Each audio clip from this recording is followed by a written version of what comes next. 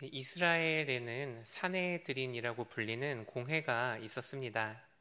이 공회의 의장은 대제사장이었고 또 구성원들은 바리새인, 사두개인, 서기관들과 장로들, 이스라엘의 종교 지도자들이었습니다. 이들에게는 율법을 해석하고 또 종교 재판을 시행할 수 있는 권한이 있었습니다. 신정국가였던 이스라엘에서 율법을 해석할 수 있다는 것은 무소불위의 힘을 지녔다는 것을 의미합니다. 사내들인 공회는 말 그대로 이스라엘을 실질적으로 다스리던 최고 기구였습니다. 그런데 이런 막강한 사내들인 공회에게 예수님은 눈의 가시 같은 존재였습니다. 왜냐하면 예수님께서는 벌써 여러 번 이 사내들임의 가르침을 공개적으로 비난했었기 때문입니다. 장로들의 전통과 율법을 따르지 말라고 제자들을 몇 번이나 가르치셨고 또 예수님은 실제로도 몇 번이나 종교 지도자들의 율법과 전통을 따르지 않으셨습니다. 게다가 이미 많은 사람들이 예수님을 따르고 있었습니다. 그들 중에는 종교 지도자들도 포함되어 있어서 예수님의 존재가 그들의 입지를 흔드는 실제적인 위협이 그들에게 되었습니다. 그래서 사내들인 공회 또 이스라엘의 종교 지도자들은 예수님을 미워했습니다. 그러던 어느 날 예수님이 나귀를 타고 예루살렘에 입성하셨습니다. 온 도시가 그를 보고 환호했지만 이스라엘의 종교 지도자들은 시기하고 미워하는 마음으로 그를 시험하고자 했습니다. 대답하기 어려운 질문으로 예수님의 말문을 막아 사람들 앞에서 그가 가짜 선지자임을 드러내기를 원했습니다. 그래서 종교 지도자들이 예수님을 찾아가 많은 사람들 앞에서 어려운 질문을 쏟아냈습니다. 예수의 권위가 어디서 온 것인지를 물었고 또 로마 황제에게 세금을 바치는 일이 과연 합당한 일인지를 물었습니다. 부활이 과연 존재하는지를 물었고 그리고 그 수많은 계명 가운데 가장 큰 계명이 무엇인지를 물었습니다. 여러 가지 질문들이었지만 이 질문들의 의도는 하나였습니다. 예수님의 잘못을 찾아내서 그가 가짜 선지자라는 것을 밝히겠다는 것이었습니다. 하지만 예수님께서는 이 종교 지도자들에게 당하시지 않습니다. 오히려 지혜로운 말로 그들의 말문을 막아버립니다. 그리고 마침내 어제 본문의 마지막이었던 34절, 마가복음 12장 34절에서 이 논쟁의 승자가 예수님이라는 사실을 공표합니다. 더 이상 감히 묻는 자가 없더라 라고 성경은 기록하고 있습니다. 종교 지도자들은 결국 예수님의 잘못을 찾지 못했습니다. 그리고 종교 지도자들과 예수님과의 논쟁도 여기서 끝난 것 같습니다. 그런데 오늘 본문을 보면 예수님께서는 이 논쟁을 끝내지 않으십니다. 이제 예수님께서 종교 지도자들의 문제를 지적하십니다. 이제는 예수님께서 반격하시는 차례입니다. 우리 함께 12장 35절에서 36절 말씀을 읽도록 하겠습니다. 예수께서 성전에서 가르치실새 대답하여 이르시되 어찌하여 서기관들이 그리스도를 다윗의 자손이라 하느냐. 다윗이 성령에 감동되어 친히 말하되 주께서 내 주께 이르시되 내가 내 원수를 내 발 아래에 둘 때까지 내 우편에 앉았으라 하였느니라. 아멘. 예수님께서는 종교 지도자들의 위선과 거짓을 지적하십니다. 당시의 서기관들, 당시의 종교 지도자들은 오실 그리스도가 다윗의 자손이라는 사실을 굉장히 많이 강조했습니다. 그리고 예수님께서는 이 부분을 지적하심으로 종교 지도자들을 향한 서기관들을 향한 비난을 시작하십니다. 사실 우리가 잘 아는 것처럼 그리스도가 다윗의 후손으로 오리라는 말은 구약 성경에 기록된 예언 가운데 하나입니다. 그래서 종교 지도자들이 그리스도가 다윗의 자손으로 올 거라고 강조하는 사실은 크게 잘못된 부분이 없는 것 같습니다. 하지만 종교 지도자들의 믿음은 순수한 믿음이 아니었습니다. 이들이 그리스도가 다윗의 혈통으로 오리라는 것을 강조한 이유는 이들이 그리스도를 로마의 압제로부터 이스라엘을 자유하게 할 누군가로 믿고 있었기 때문입니다. 그래서 종교 지도자들은 이 그리스도가 전쟁과 싸움에 능한 아주 강한 이스라엘의 왕일 거라고 믿고 있었습니다. 죄의 속박에서 어둠의 권세에서 죽음의 저주에서 구원하실 그리스도가 아니라 자신의 자유를 억압하고 있는 로마로부터 자신을 구해줄 그리스도를 믿고 있었기에 그들은 그리스도가 다윗의 후손인 혈통적 이스라엘 왕으로 올 거라 강하게 믿고 있었던 것입니다. 하지만 예수님께서 이 땅에 오신 이유는 이 종교 지도자들의 바램과는 전혀 달랐습니다. 그리스도는 이스라엘을 로마로부터 구원해 주시기 위해 이 땅에 오신 분이 아니었습니다. 그리스도는 하나님의 아들로 온 인류를 죄에서 구원하기 위해 이 땅에 오신 온 세상의 왕이셨습니다. 예수님께서 오늘 본문에서 이 종교 지도자들을 지적하셨던 것은 그들의 위선적인 믿음이었습니다. 말로는 하나님을 사랑하고 하나님을 위하고 하나님의 영광을 위해 산다고 했지만 결국 그들은 자신을 위해서, 자신의 만족을 위해, 자신의 바램을 위해, 자신의 소원을 이루기 위해 하나님을 이용했던 것입니다. 종교 지도자들의 관심은 하나님의 구원과 하나님의 나라에 있지 않았습니다. 종교 지도자들의 관심은 그저 자신들의 안위가 지켜지고 자신은 편안하게 사는 그것이었습니다. 그리스도께서 우리의 죄를 짊어지시고 십자가에서 죽으시는 것, 온 인류를 주님께로 돌아오게 하는 하나님의 나라가 세워지는 일에는 전혀 관심이 없었습니다. 이스라엘의 종교 지도자들은 성경에서 말하는 하나님이 말씀하시는 그리스도가 아니라 내가 원하는 나의 방식대로 나를 구원해 줄 그런 사람을 원했습니다. 하지만 우리가 구약의 여러 이야기들을 통해 알 수 있는 것처럼 하나님께서는 하나님의 방식이 아닌 자신의 방식으로 하나님을 찾는 것을 결코 기뻐하지 않으십니다. 하나님은 하나님의 방식이 아닌 자신의 방식으로 하나님을 예배하는 것을 우상숭배라고 부르십니다. 우리가 믿는 이 믿음도 마찬가지입니다. 하나님에 대해서 잘못된 믿음을 가지고 하나님에 대해서 잘못된 기대와 잘못된 소망을 가지고 사는 것도 본질상 우상숭배와 다르지 않다라는 것을 우리가 기억해야 합니다. 우리 마음대로 하나님의 모습을 생각하고 우리 마음대로 하나님의 모습을 상상해서 하나님은 우리에게 이런 것을 주시는 분이다 라고 잘못된 기대와 소망을 가져서는 안 됩니다. 우리도 서기관을 비난하시던 예수님의 모습을 생각하면서 우리의 모습 가운데 그런 모습이 있지는 않은지를 돌아보아야 합니다.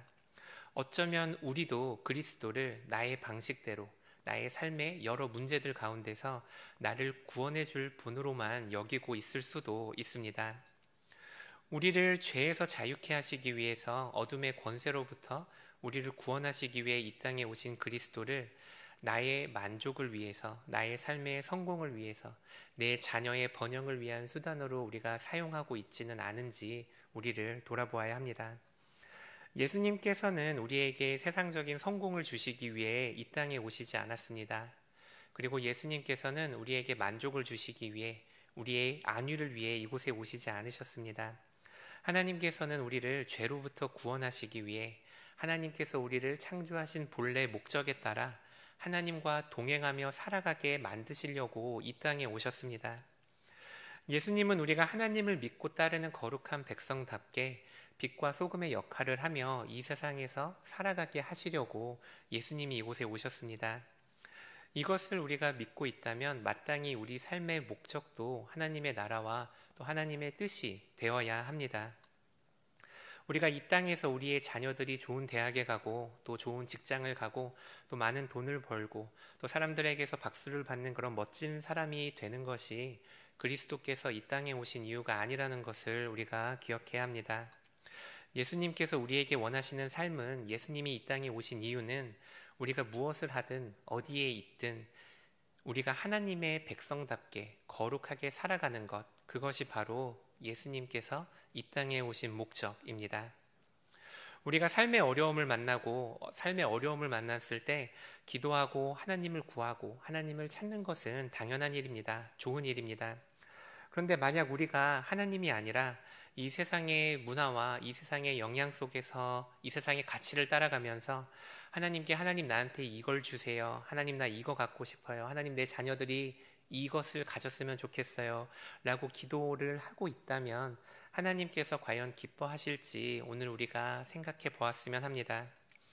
주기도문의 첫 기도는 하늘에 계신 아버지의 이름이 거룩히 여김을 받게 해달라는 기도였습니다. 그리고 주기도문의 두 번째 기도는 하나님의 뜻이 땅에서도 이루어지기를, 그리고 하나님의 나라가 이곳에 임하기를 원하는 기도입니다. 나의 소원과 바램보다 하나님의 뜻과 소원이 우선이고, 나의 나라보다 하나님의 나라가 먼저 되어야 합니다. 오늘 말씀을 통해서 이 시간에 우리 마음에 있는 소원들, 우리 마음에 있는 바램들이 무엇인지를 돌아보시고, 과연 이 바램들이 하나님을 기쁘시게 하고 있는지 돌아보시는 시간이 되기를 바랍니다. 그리고 지금도 우리를 사랑하시는 하나님을 바라보면서 하나님을 다시 의지하고, 하나님께서 우리에게 원하시는 대로, 하나님께서 우리에게 바라는 그 바램을 가지고 살아가는 성도님들 되시기를 축복합니다. 우리 함께 마가복음 12장 38절에서 39절 말씀도 읽도록 하겠습니다.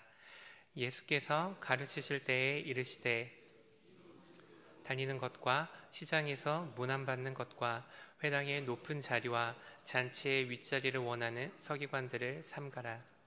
예수님께서는 계속해서 서기관들을, 종교 지도자들을 비난하고 계십니다.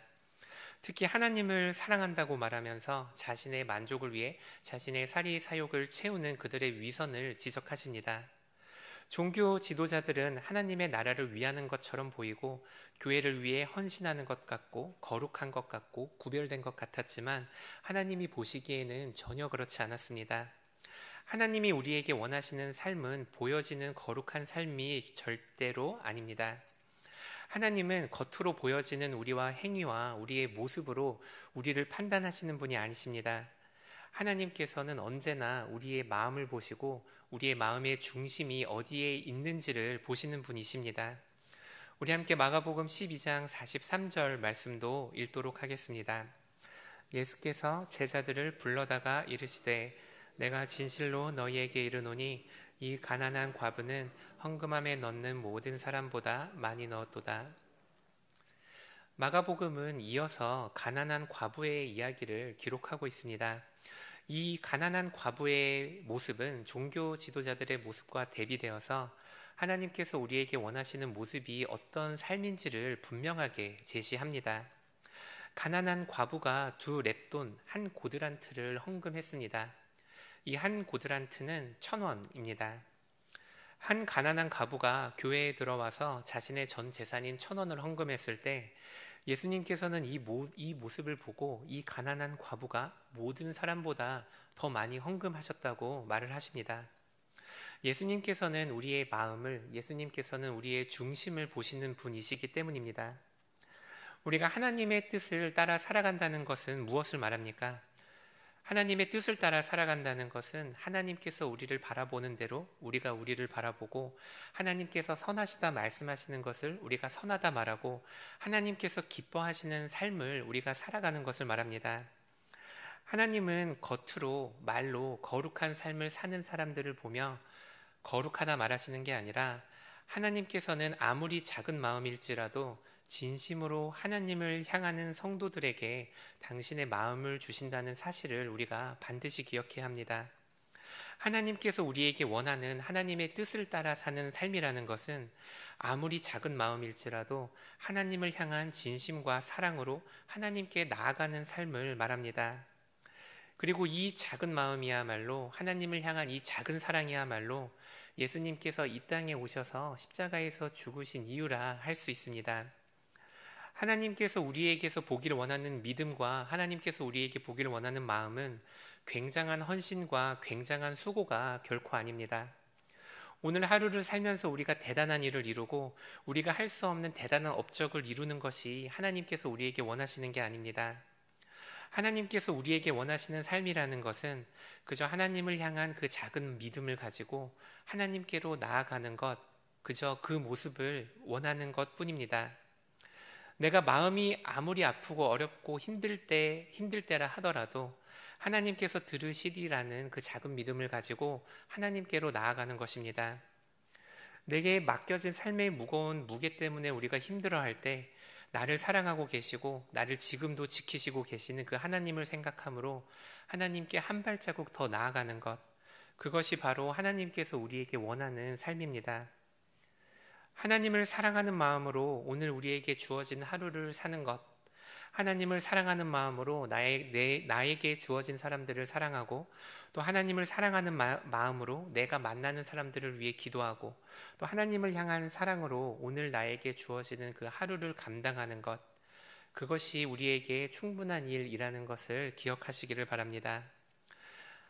하나님께서는 결코 우리에게 대단한 일을 이루시라고 요구하지 않으십니다. 하나님께서 이스라엘의 종교 지도자들을 비난했던 이유는 그들의 하나님을 향한 헌신과 수고는 엄청났지만 정작 그들의 마음속에는 하나님이 없었기 때문입니다. 하나님께서 가난한 과부를 칭찬하신 이유는 그 1,000원이라는 작은 헌금 속에 하나님을 향한 그녀의 사랑이 담겨 있었기 때문입니다. 오늘 본문이 우리에게 말하는 바는 명확합니다. 하나님께서는 과연 무엇을 기뻐하십니까? 하나님께서는 우리에게서 하나님을 향한 그 작은 마음, 하나님을 향한 그 사랑을 원하신다라는 것을 기억하시기를 바랍니다. 오늘 하루 이 말씀을 기억하시면서 우리의 마음을 돌아보고 또 하나님을 향한 우리의 사랑을 회복시켜 달라고 또 하나님께 간구하는 그런 시간이 되기를 바랍니다. 우리가 기도할 때 또다시 하나님께서 우리 안에 당신을 향한 사랑을 부어주시리라 믿습니다. 주기도문으로 마치겠습니다.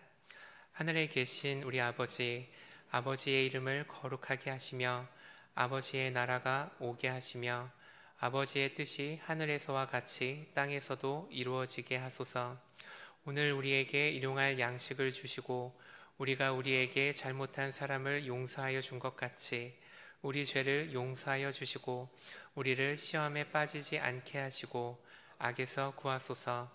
나라와 권능과 영광이 영원히 아버지의 것입니다. 아멘.